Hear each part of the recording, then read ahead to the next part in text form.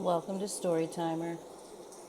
Wendy Louise Felton, Gas City, Indiana, 1987.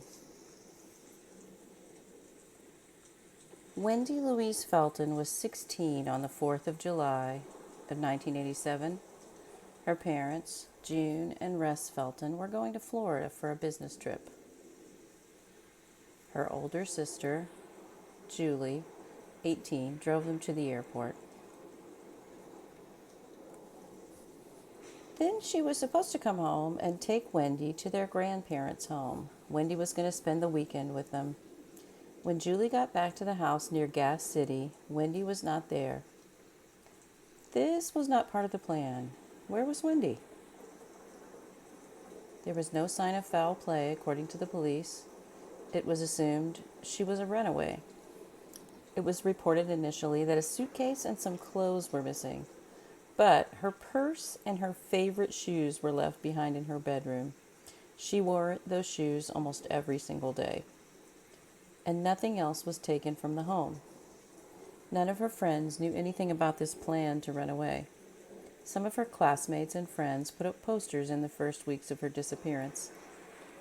Sometimes young people run away, but if Wendy ran away, why has she never called? Not once. She never wrote a card or a letter. She never contacted anyone in all these decades. This was in the days before the internet. We know that Wendy did not meet a stranger online and take off with that stranger. Who knew she was leaving? Who knew that she was home alone? And did anyone see her leaving?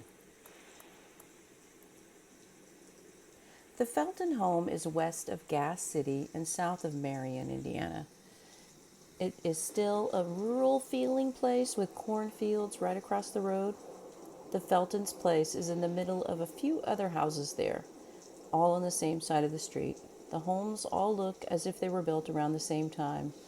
Were those neighbors questioned about what they might have seen or heard? I imagine that they were. There are fields across the street, and another field is behind the houses. That field is kind of in the backyard of all those houses. It's surrounded by trees and with houses only on one side. And it's a very secluded little field. There's a little sort of driveway that you could take a tractor down to get back there. And so it's just this very secluded little spot back there behind the homes. Woods surround the other three sides. And like I mentioned, there are fields across the street. So there's a lot of farming going on in this area. Was anyone doing farm work around there that day? Did they see anything?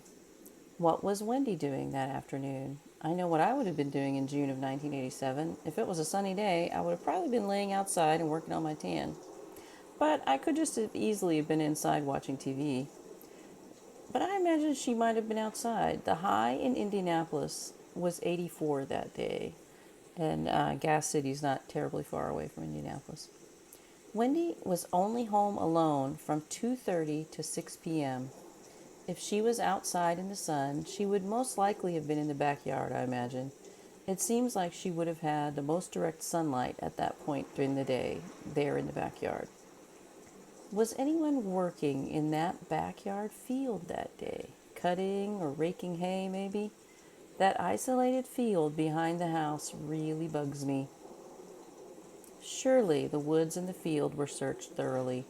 Maybe not, since police initially considered her a runaway.